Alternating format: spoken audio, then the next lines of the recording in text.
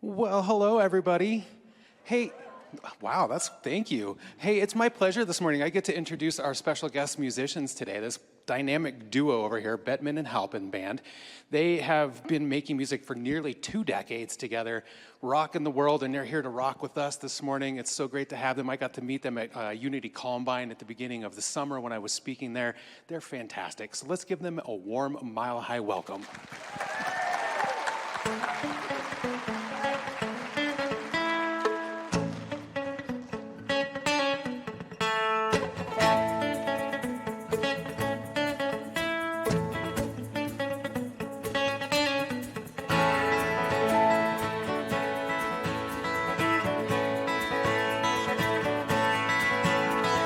Place where I am going, no one has ever been. The place where I am going, no one has ever been.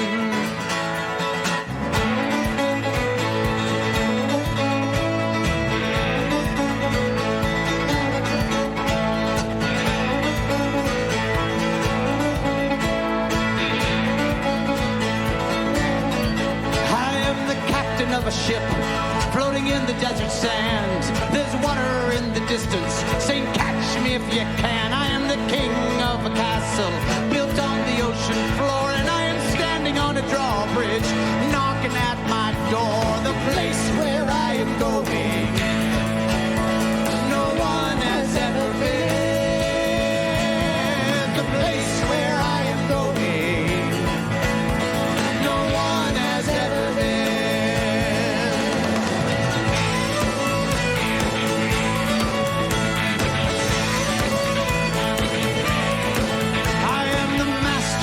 Circus in a puff tent downtown. I walk upon the wire and I even play the clown. I am the general of an army.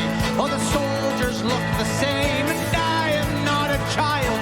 This is not a game. The place where I am going, no one has ever been. The place where I am going, no one has ever been.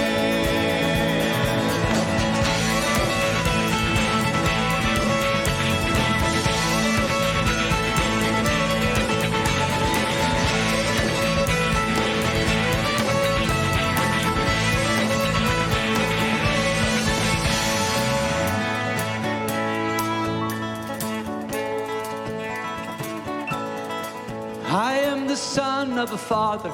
I am not the prince of peace. I've rubbed shoulders with the devil, and the father still loves me. And I am on a journey with an ever-changing plan. When I get where I am going, I'll know who I am. The place where I am going, no one has ever been. The place where I am going, no one has ever been. Yeah, the place where I am going, no one has ever been. The place where I am going, no one has ever been.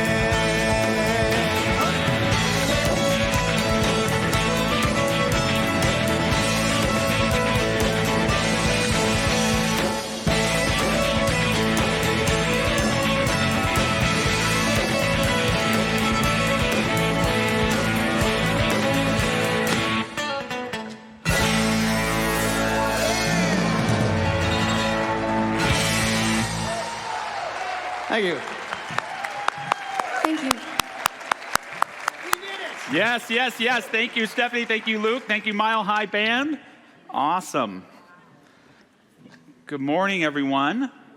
Welcome to Mile High Church. Greeting to everyone watching us online today. You ever feel like Atlas? Remember Atlas was the guy that liked to hold the world up? You ever feel like you're holding the world on your shoulders? I love something that Mark Nepo once said. He said, Atlas wasn't forced to hold up the world. He was convinced that if he didn't, the world would fall. And I think it's an interesting thing whenever we step into this sanctuary or tune into Mile High Church. that we can find that courage to let the world off our shoulders and sometimes find that it doesn't fall apart, but it actually comes together. And when we engage in spiritual community, we can stop holding everything in our lives from a place of isolation and realize we can all hold it together in a place of healing and revealing and understanding. And so I honor whatever you bring into this space with you this morning, but I invite you to let it go. I invite that we all hold it together and just see what happens. That's part of the magic of spirituality. I think it's part of the magic of Mile High Church. If you're new here, we're so glad you're here. We have a vision and mission we love to recite each week. It's coming up on the screens. If you want to say it along with me, it goes like this. Our vision, oneness revealed, a world of love, peace, and abundance for all. And our mission, to serve as a spiritual beacon for personal empowerment and global enlightenment. Before we move into our spiritual practice of song, silence, and prayer, I want to light our memorial candle in honor of Gail Schrag, who was a longtime member of Mile High Church, served as a board member on our Mile High Church Foundation.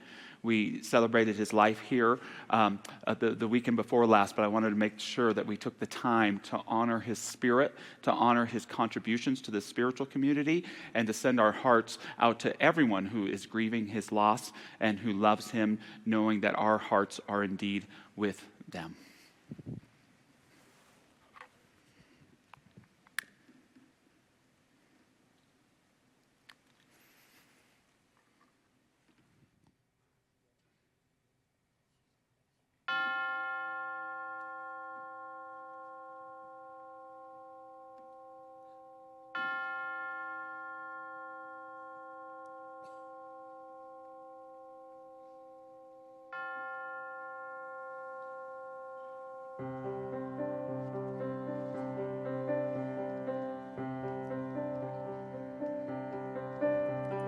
Surely the presence of God is in this place. I can feel the mighty power and the grace. I can hear the brush of angel wings. I see glory on each face. Surely the presence of God is in this place.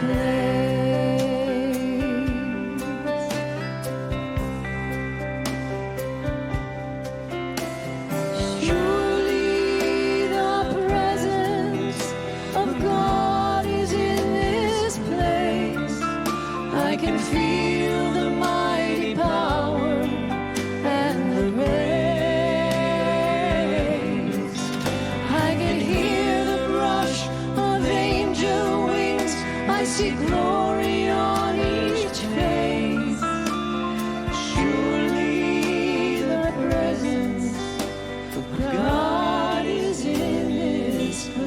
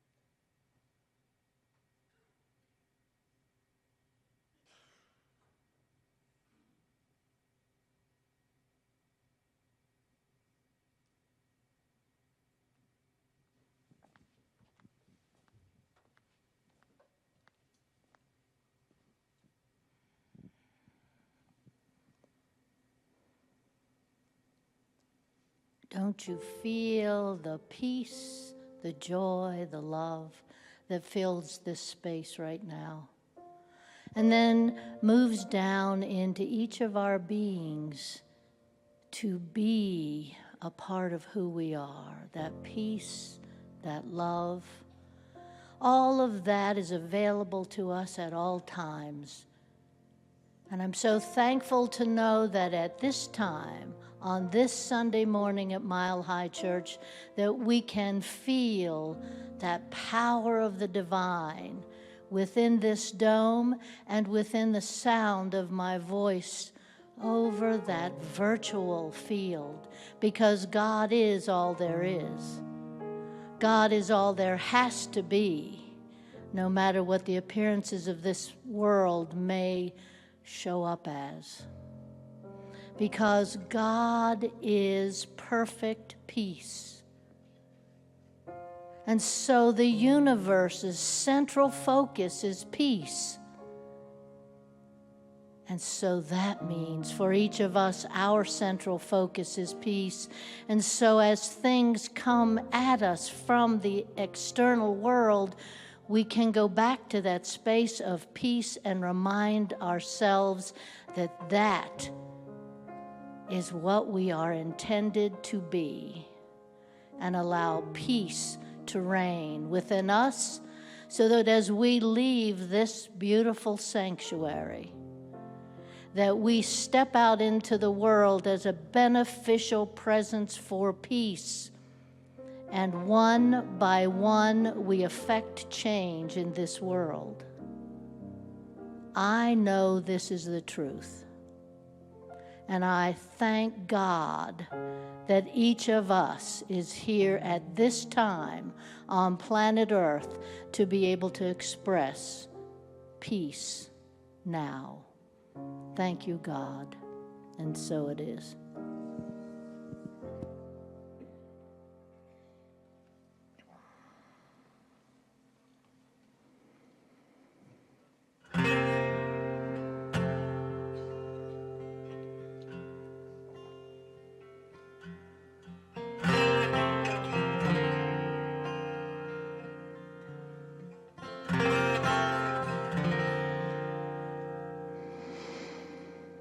Gravity.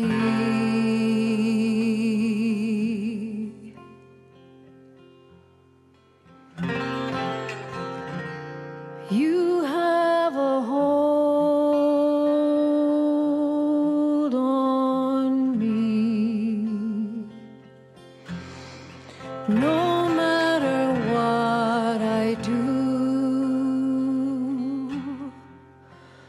I will lose to you.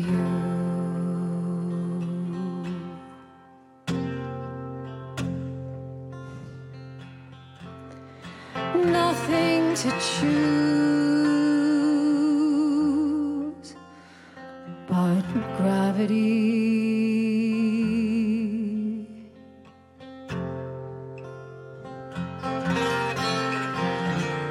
I push against this pull to you, dug in, determined, it's no use.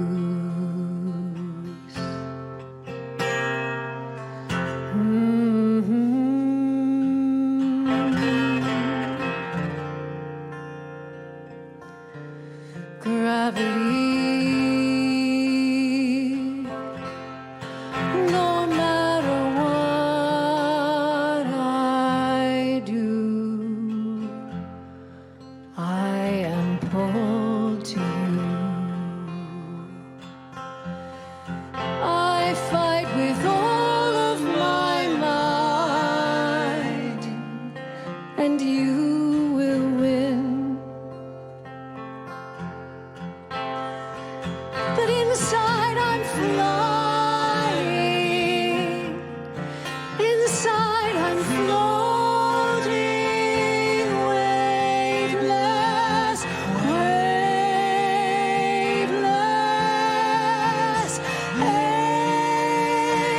ageless, the inner spring, eternal blossoming.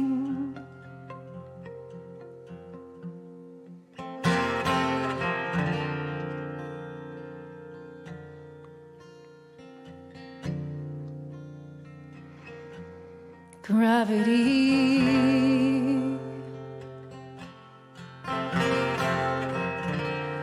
You have a hold on me. Pull me under, no surrender. Torn asunder, don't remember.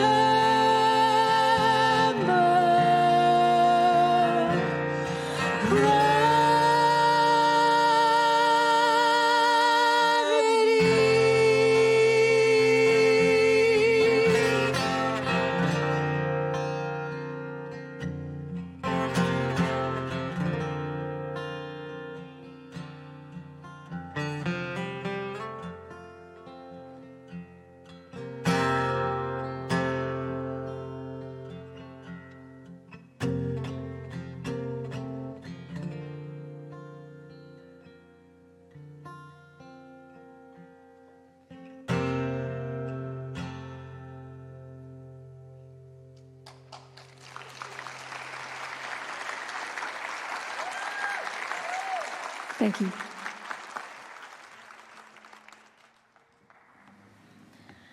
Our words of inspiration today to support our talk come from Corrie ten Boom first. Forgiveness is the key that unlocks the door of resentment and the handcuffs of hatred. It is a power that breaks the chains of bitterness and the shackles of selfishness. And from Norman Cousins, life is an adventure in forgiveness. And from Desmond Tutu, forgiveness says you are given another chance to make a new beginning.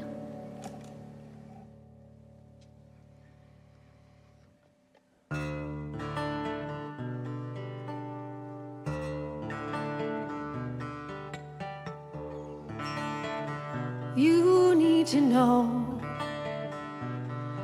it took courage to come from the place that you come from and go where you're dreaming to go. You need to know. You need to know.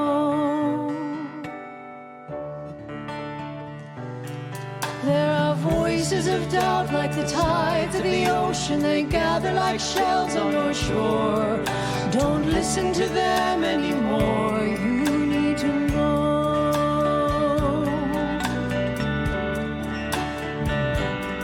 There's a strength in your heart that can never be broken, no matter how broken you feel.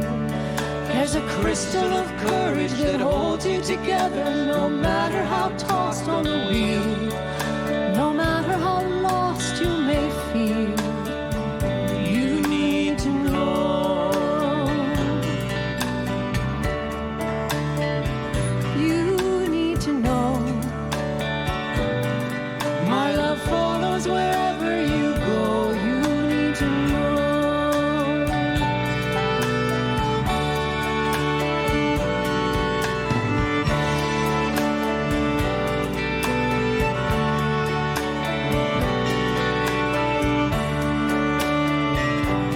When I see you, I see a soul on fire, a heart full of desire, and you're reaching up for the light. Keep reaching up for the light.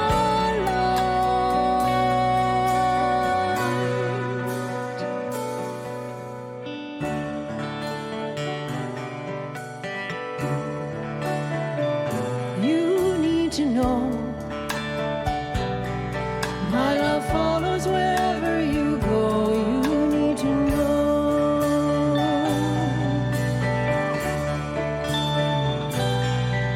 But it's not my love you need. If I could love you enough, and you know that I would love away all of the pain. If I could love you enough, it would do you no good, because love life doesn't work that way. You have to love your own pain away. You need to know.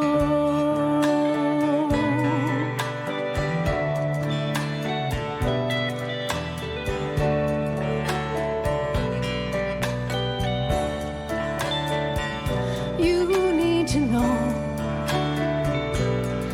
My love follows wherever you go. You need to know.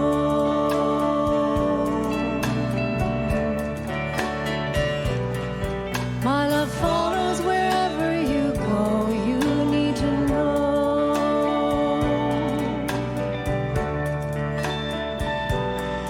My love follows wherever you go.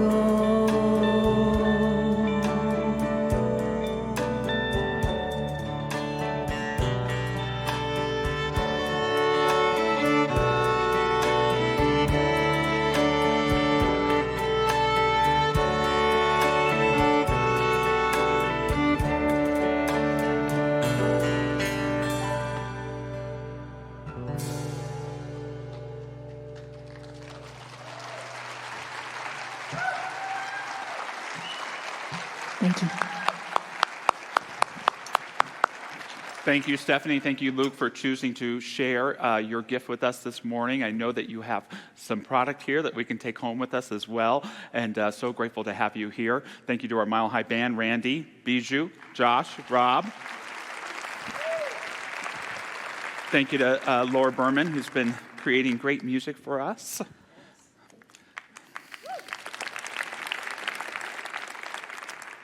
Melissa Peterson, it's great to have you back with us this morning.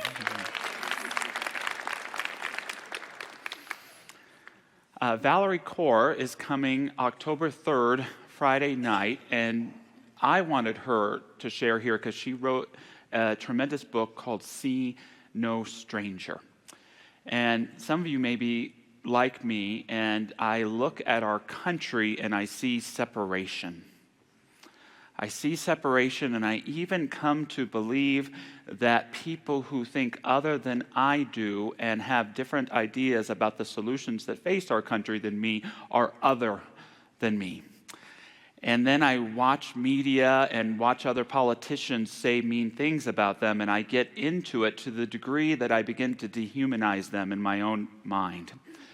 To the degree that I begin to see terrible things happening in my country, such as the assassination of Charlie Kirk on a college campus in Utah, or even in our own backyard in Evergreen, a terrible shooting that happened 2 weeks ago. And I have to look in the mirror and say, I know I didn't do those things, but is there anything that I might be doing that contributes to the energy and the dehumanizing and the othering that bring these terrible things about? And I get to look in the mirror, and I get to do my own work. And Valerie Kaur is someone who helps me do that work. I'm prayerful that her sharing here will be from that place of See No Stranger, and that will help us be the people that we at Mile High are. We're the oneness people. So when we fall into separation, the world is in trouble, right? And I think Valerie's presence here is a great opportunity for us to step into that oneness to an even greater degree. And you can see her here in the sanctuary. You can buy a ticket to watch her online as well. My message to you this morning is from why to now what? 7 steps to forgiveness. And the first step to forgiveness is feel the pain. Doesn't sound fun, does it? You got to feel the pain. Someone broke your trust. Someone betrayed you. Someone didn't honor you for the light and the precious being that you are.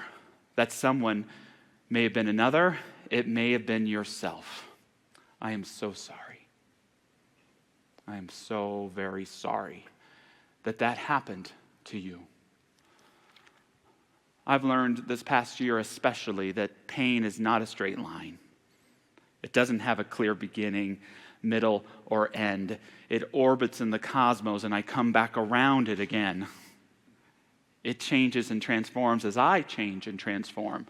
But the essential thing I would tell you about forgiveness today is it's not a one-time act. It's a regular practice. Forgiveness is an ongoing practice. We've got to feel the pain. However, if your pain only stays in the why, you'll never heal it. You'll never move past it. And yet you have to acknowledge that it's there. I have 2 shows that I put on in my mind. The first I call Judge Joshy. It's a wonderful show. It's where I put certain people in my life on trial in my mind and prosecute them for their crimes against my dignity and well-being. The other show is a kind of what if, wherein I like to imagine things happening the way I would have liked them to have happened as opposed to the way that they really did. Both of these shows are absolutely entertaining and totally useless to my well-being and healing journey. It's not until we move from the pain and why, which is where we need to start, to now what, that healing can begin. The thing that perhaps impresses me more than anything else about the human spirit is the ability to transform pain into healing, pain into resolve, pain into determination, pain into transformative courage, pain into the becoming of the profound and emphatic truth of who you are. You have that in you. Did you know that? It is incredible to see how so many people can take something like pain and transform it into something beautiful. I think we underestimate this in the arts. Just how much beautiful art, be it a song or a painting, a work of writing, can come from the deepest pain and create the most transformative healing. And you, yes, you, in your life have taken pain and walked through it and transformed yourself into someone even more beautiful, more powerful. But you've got to feel it first. You feel the pain and you move to the second step of forgiveness, which is you've got to tell the story. You've got to tell the story. And again, this starts in why.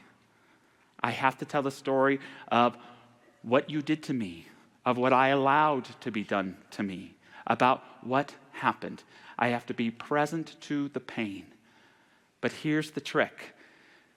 When we're telling the story about why, know that it is never the truest story. I'm not saying it's not factual, but it's not the whole story. The whole story doesn't happen until we move from why to now what. If the story doesn't include your wholeness, it's not a true story. Many of you know that my family has walked through divorce this year. It's been very, very painful for me. Norman Lear has my favorite memoir title, Even This I Get to Experience. And I have a rule in ministry that if you're in story about something, don't talk about it from the pulpit. Therefore, I may never talk about it. But I want you to know that that's something that I've walked through and my family has walked through. And I'm so grateful to each and every one of you for keeping it in confidence. And what I mean by that is it's not a secret, but it's sacred. Help us by keeping it sacred and knowing the highest truth and well-being for myself, for April, for Gavin, and for Nancy June. Gavin works here, and my daughter is basically the mayor of Mile High Church. So you can support them by just letting them be the incredible people that they are here and just surrounding them with love. They don't need to talk about it or anything like that. They just need to be uplifted and loved. So thank you for doing that. As much as I'm not here to ever perhaps talk to you about the why of my divorce, I can speak to you about the pain of it, about the pain of my experience. And I know so many of you have walked through that pain not long after the process began, I was in the second week of Beyond Limits class, which it's not too late to join because week 2 is on Tuesday. And I was participating in the exercise I was facilitating, and I wrote, I purged my codependent fear of rejection, and I learned to speak my human truths grounded in spiritual reality. I purged my codependent fear of rejection. This is an affirmation, by the way, and act as if. And I learned to speak my human truths grounded in spiritual reality. Do you know how hard that is? That's where my work is. It's very hard to say, I feel betrayed, discarded, disposed of. And I know everything is working towards my highest and best good. It's challenging to say, my heart is broken, and I am committed to living each day in the wholeness of who I am. It's challenging to say, I feel all alone, isolated, and I am the most supported person I know, and I am never alone. We are that evolved beings that we can hold these dual truths. But all this stuff I'm saying about things working for my highest good and living in my wholeness and that I'm never alone, they're just platitudes and cheap cliches if I can't walk into the story of my human experience. It's the honoring of your humanity that leads you to the spiritual realization. If you just spout out the so-called spiritual magic spell to start, it's insincere. It's not authentic. It's not you, and it will not grow in you. We have to accept that human part of us first, which means we tell the story. But in the why, it's only part of the story. It's not until we get to now what that the true story begins to unfold. Because if it doesn't include your wholeness, it's not the whole story.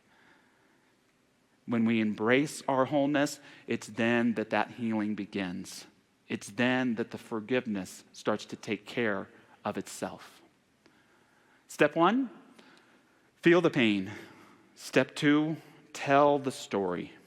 Step 3, release them from their role. Release them from their role. I know this may not apply to everyone's forgiveness journey, but for so many of us, someone said they'd fulfill a role for us, or we expected them to fulfill a role for us, and they failed. And we're pissed. Right? Or we ourselves did. Anyone here grow up without the perfect parents? Anybody? I remember being in my early 20s and kind of struggling with this idea that my parents were not the perfect parents. And I had judgments for them about that, for not being the perfect parents. And I don't know by what magic it occurred, but it occurred to me that, Josh, you need to release them from their role. You need to release them from their role.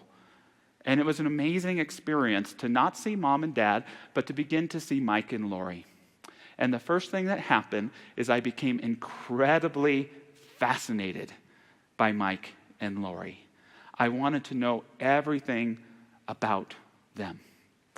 The second thing that began to happen is and this is just me in my experience, was easily able to forgive them for any so-called wrong or judgment I had about how they were showing up for me in a bad time. Because I was no longer comparing them to the perfect mom and dad that they weren't, and I saw them for the human beings that they were, the level of awareness they were at the time, and that they were doing their best. The third thing that happened is I fell madly in love with Mike and Lori. And the fourth thing that happened is no longer did I want the perfect parents. I wanted my mom and my dad and was so grateful for them. Again, the forgiveness isn't a one-time act. We have to continue to move through that. But when we release someone from their role, we can immediately encounter their humanity. And we can restore their dignity in our own consciousness. And we can begin to move on from our lives. Especially in those deepest relationships, when we expected someone to fulfill a role and they didn't, we don't realize that we sometimes cut off anyone from giving that to us, right? It's one thing to say, my mother never loved me. It's another thing to say, my mother never loved me, and so I have never received love, right? Because we're so stuck in that not getting it.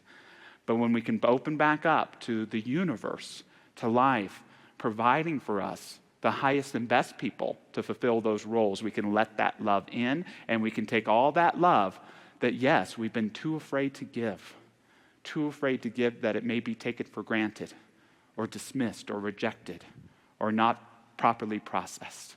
We get to give and grant that love again. Healing. Byproduct, forgiveness. Byproduct of that, grace. Well-being. Step number 4, articulate your needs. Articulate your needs. May not be true for all of us, but I'm willing to wager just a little bit that in the blow-up that led to your need to forgive, that you may have just forgotten a little what your needs were and taking the time to articulate them. Is that resonating? Does that sound true? Yes. Why in my moments of greatest struggle do I so often abandon myself and not take that time to articulate my needs? Part of the forgiveness process, whether it's at someone else or yourself, is saying, I'm going to take time every day to articulate what my needs are. What do I need right now? I need to be heard. I need to be hugged. I need to accept myself as I am. I need to accept that I do not accept myself the way that I am. I need to vent. I need to be known, to be actually seen.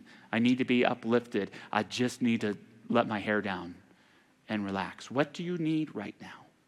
And to recognize, and this is where the courageous part of our teaching comes in, that the only person who's responsible for seeing that your needs are met when you are an adult is you. When you are an adult, it's you. We can't wait around, as grand and wonderful as the universe is, thinking it's going to read our minds and know what our needs are. I love an exchange that the psychologist Harville Hendricks once had with a client named Walter. Harville wrote the popular book, Getting the Love You Want, many decades ago. And he talks about working with this man named Walter, and Walter is complaining that he doesn't have any friends. He's sad, and he's lonely. And Hendricks has had about enough of it. He's starting to get annoyed. So he decides to take another approach with Walter. Walter, I said with a sigh, do you understand why you don't have any friends? He perked up. No, tell me. The reason you don't have any friends is that there aren't any friends out there. His shoulders slumped. I was relentless. That's right, I told him. There are no friends out there. What you want does not exist. I let him stew in this sad state of affairs for a few seconds.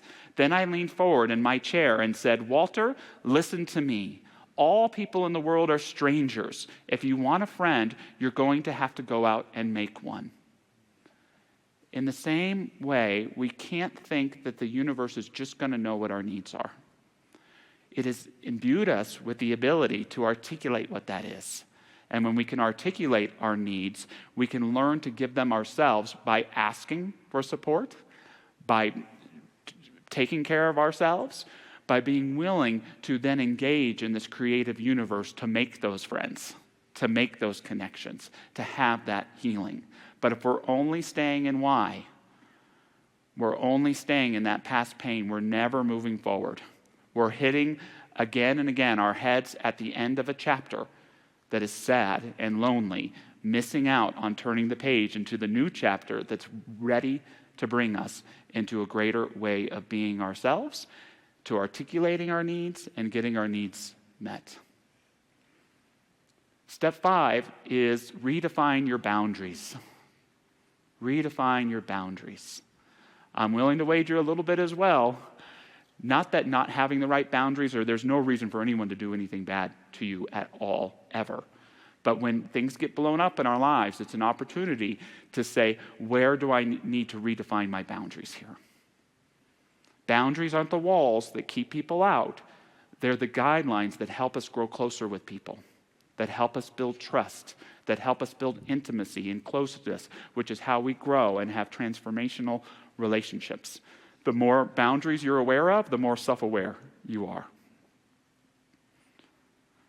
You may need to build new boundaries about how courageous a conversation you want to have on Facebook or text messaging. You may want to build some boundaries about how long you're willing to listen to gossip about another person.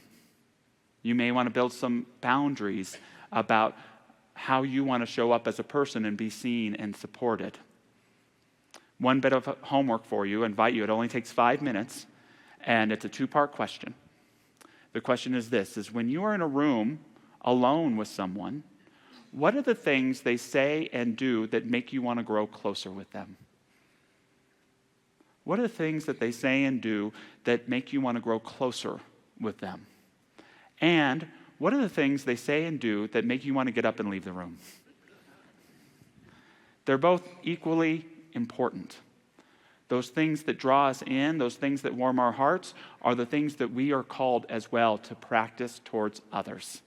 Those things that they do that make us want to get up and leave the room, those are learning experiences. Those things that we look at and say, that thing you just did, as Douglas Adams once said, don't do that. Redefine your boundaries. Step 6, release the relationship that was. Release the relationship that was. Many of us choose to renew a relationship we're in, or sometimes we don't have a choice. And I'll talk more about that in a moment. But no matter what, when trust is broken in our relationships, it's important to recognize that they cannot go back to the way they were before. It's a weird cosmic law. Things can't go back to the way they were before. New needs need to be articulated. New boundaries need to be set in order to renew this relationship in harmony.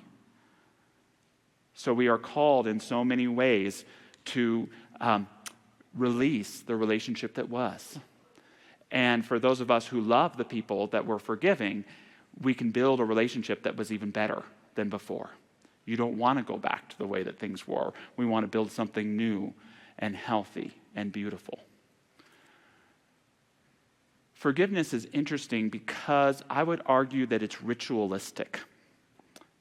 We look at the spiritual practice of meditation here often. That's a quiet practice, right? Meditation is a silent communion with spirit and with our own mindfulness. Prayer, especially in our tradition, is a verbal process. It's either said out loud, you can get one from a practitioner today, or we use language in our own minds. Forgiveness to me is ritualistic. It involves a trust and a kind of magic in the creative process. And so I recommend in releasing a relationship that was to create a forgiveness ritual around it. I'm going to create a set of 5 songs that I'm going to listen to every Sunday night for a month. And when those 4 Sundays are over, I will have forgiven. We have so many beautiful lakes here in Colorado. I'm going to start at the beginning, and when I get around this lake, I will have forgiven. If there's a real tough forgiveness situation, I'm going to walk around this lake 7 times. And when I get to completion, I will have forgiven. I'm going to write a letter to this person and not send them to them. I'm going to write a letter to myself. Whatever it may be, create these rituals and just let it go.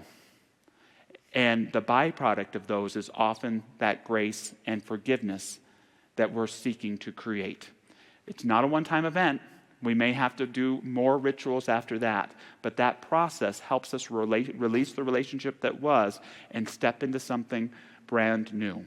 It helps us move from the why to the now what. The last step of forgiveness, step 7, is to renew the relationship. Desmond Tutu, who Jackie read from, probably my favorite teacher of forgiveness along with Jesus, he has 4 steps of forgiveness. Telling the story, naming the hurt, some of this sounds familiar to you already, granting forgiveness, and then he says you can release or renew the relationship. And I get why he says release the relationship, because some of us need to not be in relationship with these people who are abusing us, right? However, remember we're oneness people here. And so what that means is that heart connections never end. Relationships never end. We may need to build a boundary that says, I don't talk to you anymore. We may need to build a boundary that says, I love you so much, especially from way, way, way, way, way over here. You do you. But we're always one. And even beyond the seeming fractured surface, we are one. So we get to make a decision about how we're going to show up, even in our consciousness towards this person. And what I've learned, and this may make this the hardest step of all, is that until I can want the highest and best good for that person, I am not ready to receive that highest and best good for myself. Until I can want and wish and pray for the highest and best good for that person, I may want them to have a stiff punch in the nose too. That's okay. But until I can get to that point of wanting the highest and best for them, then my consciousness is cluttered. It's in a toxic place. Until I can want that and release that and know who I am in relationship with that person, then I can receive. Emerson said of prayer, any prayer for anything other than the highest good is vicious.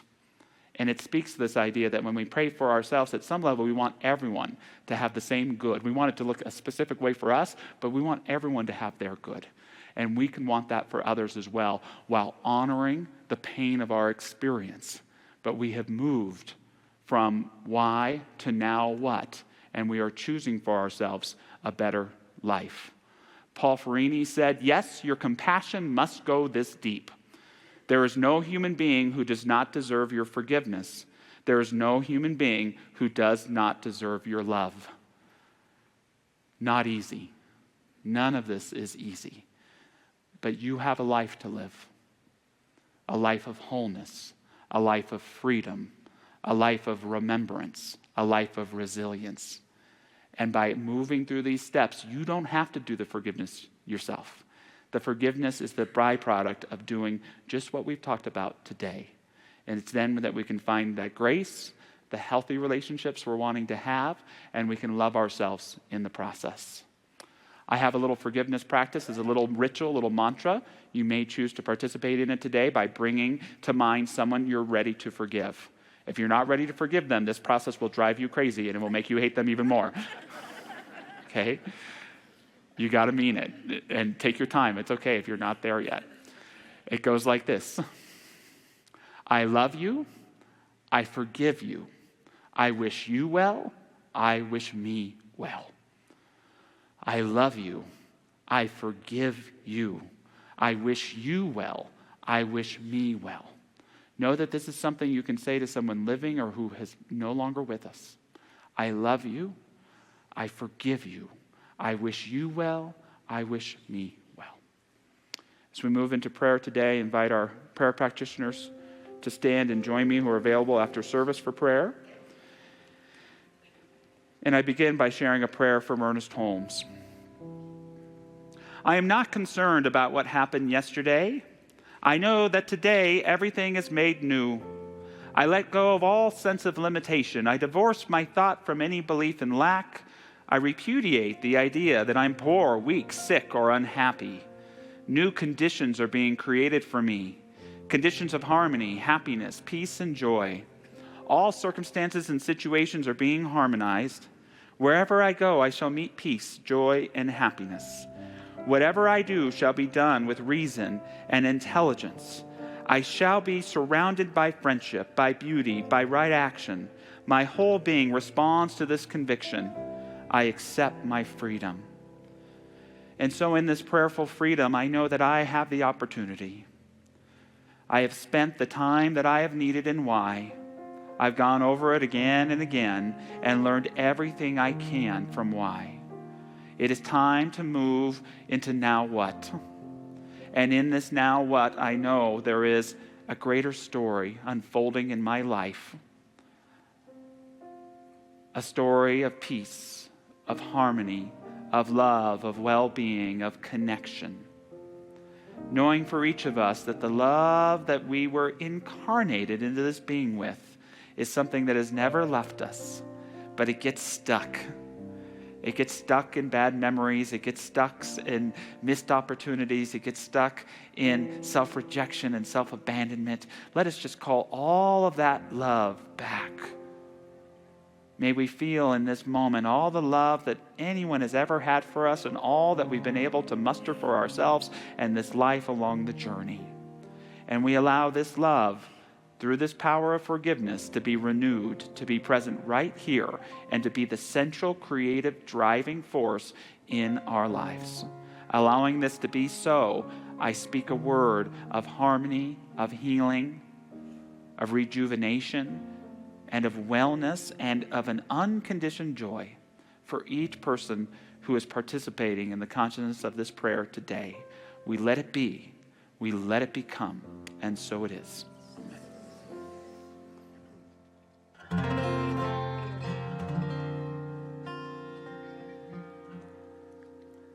Gravity,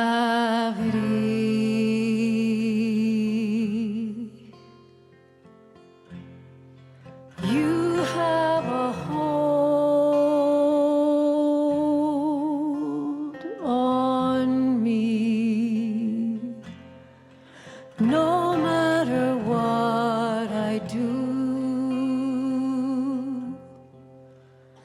I will lose to you.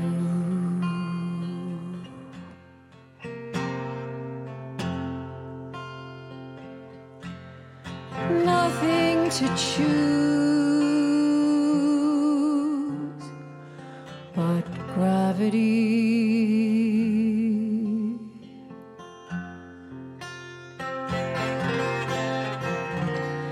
I push against this pull to you, dug in, determined. It's no use.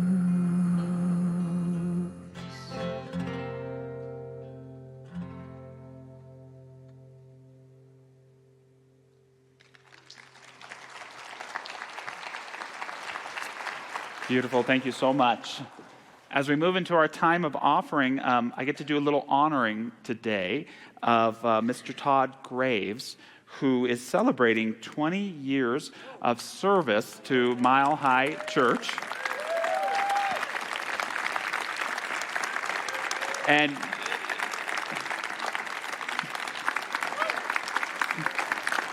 take it in.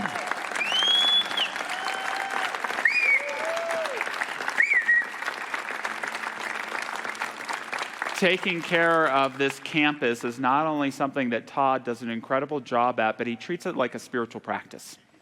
He takes care of this campus and makes sure that it is well and healthy so that we can come here and take great care of ourselves. And we would not be able to do that without your magnificent service to Mile High Church. You're one of those folks here, Todd, where we see so much that you do, but it's only an inkling of all that we don't see that you do to take care of this place. Thank you for anchoring yourself here. Thank you for taking care of these incredible facilities for us now and in the years to come. And here is a contract to sign you up for 20 more years of service to Mile High Church. And we have this award for you with a little card, but it would be great if you would say a word. Wow, thank you. My heart is full. And there goes the words. Okay. So, when I walked in here 20 years ago, my life was just shattered. Rich Clark and Dr. Raz interviewed me, and I really led with all the reasons why they shouldn't hire me, and they hired me anyway. And working around here at nights, listening to what was going on in classes, connecting with so many people, I started to heal. So this is as much a celebration of 20 years of a job as it is rebuilding a life. And I have so many people to be thankful for and grateful for, especially with my children. Patrick going through the Marine Corps, which was just terrifying for me, and blazing through it like it was nothing. And then his sister Tiana showing him up, going through her cancer nightmare, like just a badass. And her and her husband Cisco just had a beautiful baby. So now I'm a grandfather.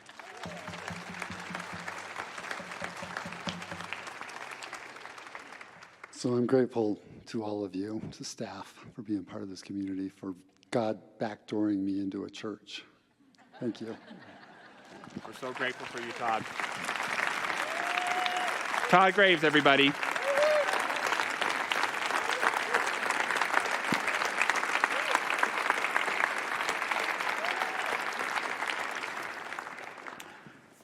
Two weeks ago, if you were here, we also announced that at the end of this calendar year, Dr. Patty Lukenbach is retiring from her role as associate minister here. She's going to remain an emeritus minister. We're so grateful for her. But it was very important to us at Mile High to honor her 50 years almost of employment here, to create a fund to support her well-being and ongoing ministry and the legacy of prayer and care at Mile High Church. So we announced 2 weeks ago that we had $25,000 donated and contributed from $10,000 from the foundation and $15,000 anonymous, and we challenged you to match it, and we're right at $50,000. So I'm just so grateful to each and every one of you. We've all had the opportunity to think of the impact of her incredible ministry on us and to contribute to that, and they're still taking contributions. We'll have an update on the amount. Some guy named Roger Teal is going to come and speak here next week, and he'll give you the update on that. So thank you for giving money to Mile High Church, for supporting our operations, for investing in our well-being. And what I know is when whatever we give, whatever you choose to give, when it's given with that consciousness of abundance, it makes Mile High Church more abundant, it helps you be more abundant, and improves the abundance of everyone here. So let us give that gift today from that consciousness of abundance. Take it physically or metaphorically, and we can bless it all together by saying our offering affirmation, which goes like this. Divine love, as me, blesses and multiplies all that I am, all that I have, and all that I circulate. And so it is.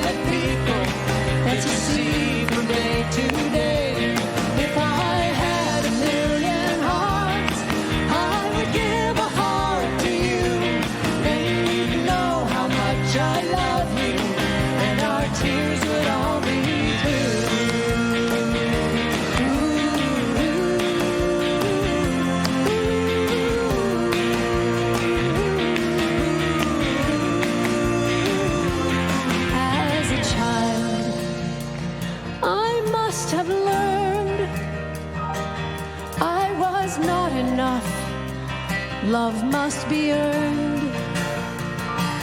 Now I've spent so many years trying to undo the learning of the pain and doubt and fear. If I had a million hearts, I would give them all away to the broken-hearted people that you see. If I had a million hearts,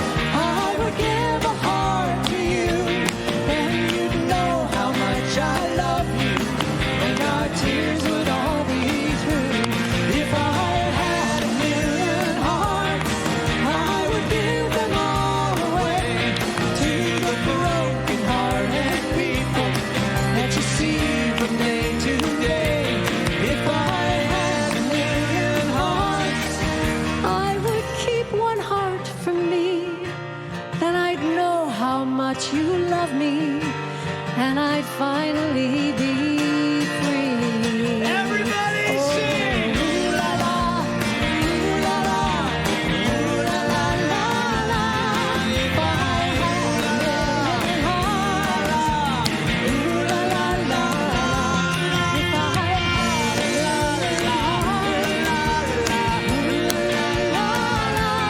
If I had a million hearts, ooh la la la la.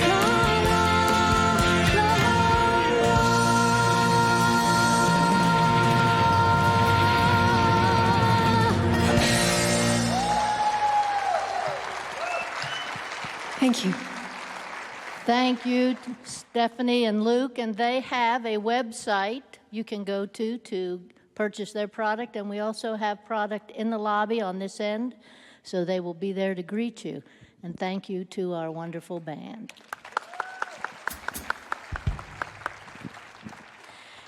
If you are with us for the first time today, I'm inviting you to come to the Welcome Center, which is right in the center of the lobby. And I'll be there to greet you, and so will our volunteers, and we have some special gifts for you. And for our practitioners, that forgiveness, in case it kind of struck a note to you, you know, I'm going to invite you to come up here with our practitioners and do a prayer with them after the service. And Jackie, today's a tremendous day to choose to be of service. Yes, we have a volunteer fair in our community center. Please go up there. There's coffee, tea, and all of that. But you can learn something safely about all of our volunteer activities here at Mile High Church. So stop up there, and every table has some candy on it, so you can have that too. Thank you, Jackie. And Patty, you've got a couple important things to share with us today. I do, and I want to thank you for your very meaningful talk today. And I also want to just remind us that we have the morning after. What is the morning after? It's an 8-week incredible support group for people who have lost relatives and friends through death. And it's really helpful. So if you want to do it, see me in the lobby. We got to sign up real soon because it starts October 2nd. Also, a fun thing, it's fall, and the Sacred Earth Ministry on the 28th of this month will be bringing their produce to the church. So, more zucchini. We can have a good time with that. We appreciate them. And also, I just want to, something really fun. Our pet blessing, annual pet blessing is October 4th. And today, on the patio, we're signing up your dog, cat, bird. We have a bird signed up to be the grand marshal of the parade, the animal parade. So, see me out there. Thank you, Patty. And it's not too late to join a class. There are wonderful classes, including those taught by Jackie and Patty here. Reverend Zamira is starting her spiritual practices in-person class Tuesday night, so consider that. With that, if you want to stand and say a benediction with me before we sing the peace song, repeat after me. Something wonderful is happening to me right now. It is this thing called life. Life is in my mind, my body, and all that I do. I give thanks for it, and I accept it, just the way that it is, and just the way that it is not. Thank you, life.